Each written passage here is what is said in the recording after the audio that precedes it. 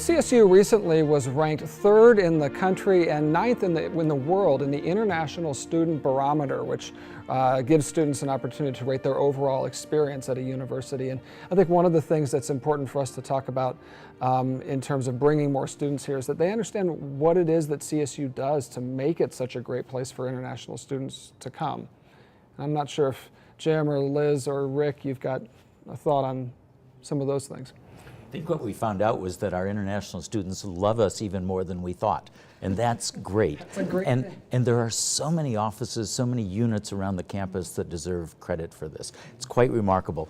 Academics is the key thing we want to deliver, but you see it in housing, you see it in all the different areas, you see it in the support services for the students. And I think what we really like is the fact that for generations afterwards, we find many of our international students now are returning 20, 25 years later because their parents were here. So I hope that we've had this tradition. We've now got some real evidence of how successful we're being with this. Jim, let me ask you one thing also. We talk about Into a lot right now, but there's some other efforts that CSU is making out globally. You know, I said earlier, internationalization is about everything on campus. And I think what we're proudest of is the effort that we've made in China. Now, clearly the Chinese students are coming to the United States in large numbers. I would argue we've got one of the best models in the country.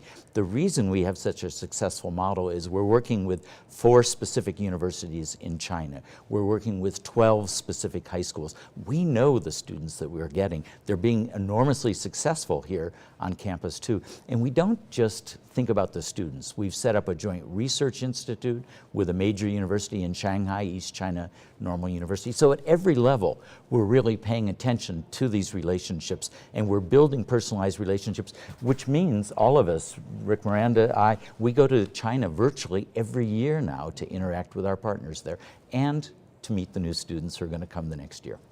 And that's been a relationship that we've been able to build more recently because of political changes. So that takes time to build that, but that's happening now, looking toward the future. One of the other things we've talked about is access for students who maybe don't fit into the typical, if there is such a thing, mold of the international student, whether it be economic factors or their family's educational background. Liz, looking forward and looking toward the future, what is the opportunity maybe to bring some non-traditional international students here? I'd like to see that that's something we could really expand on. I was talking last week to a visitor from Tanzania who was talking about the problems that they've got because they basically don't have a strong education system. Teachers aren't well regarded, so if anybody's successful, they don't go into teaching. And people who've barely left school are the ones who are teaching. So they never get out of the problem, and I think that's an area that I'd like to see us really targeting.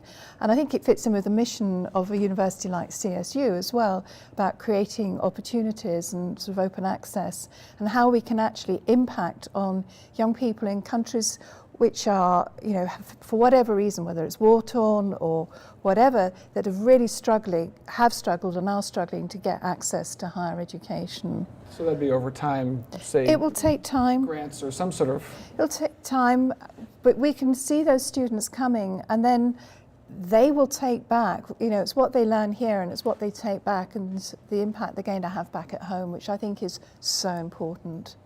Rick, you said that we were speaking earlier that there have been some remarkable things we've seen from what students take from here back to their own countries. Yeah, so we've seen time and again talking to our international alumni as they return to campus, as they communicate back with us over the years, how successful they've been in their home country, how much they look fondly on their years at CSU, and how they continue to look to CSU for sustenance and for communication back to Fort Collins.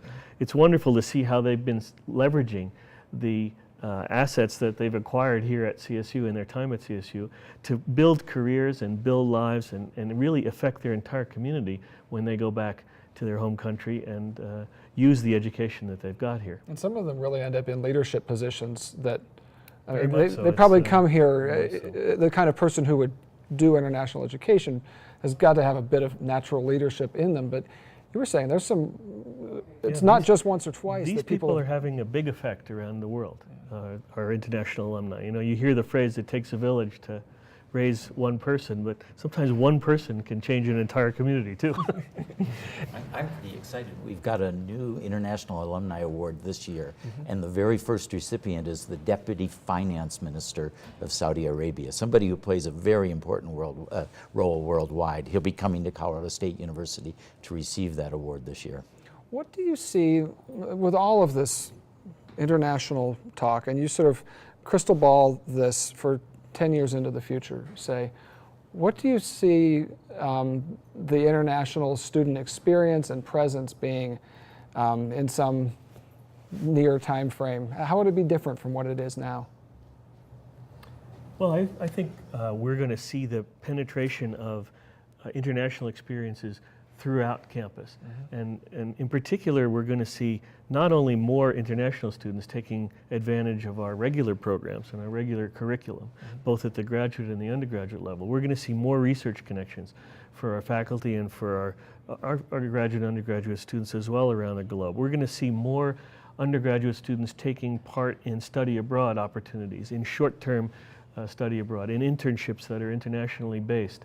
We're going to see this level of activity that looks outward from the United States and engages the entire world. We're going to see all of that go to the next level over the next period here at Colorado State. And clearly a concerted team effort here with Provost Rick Miranda leading some of those academic efforts, and with Vice Provost Jim Cooney in terms of all of our international efforts. And Liz Munro, to have you on board now leading the efforts with Into and our real focused efforts right now to try and take a more deliberate approach, not only to bringing students to CSU, but to making sure that once they're here, they have the experience that they're looking for and that can really enrich them, and then they can take CSU back out into the world. And again, I like to think of this as being sort of the global version of what a land-grant university does, which is provide opportunity for students of all sorts from around the globe, educate and create a community that is really vibrant here, and then have that reach out into the world. And this all seems like a perfect fit for Colorado State University as the mission of the university. And thank you all for the efforts to do this, and hopefully thank the international students from around the world for believing in this and coming here and really making this program work well. It's an ongoing discussion. Thanks for being with us. This is the beginning of an exciting new era in bringing international students here. And thank you for listening.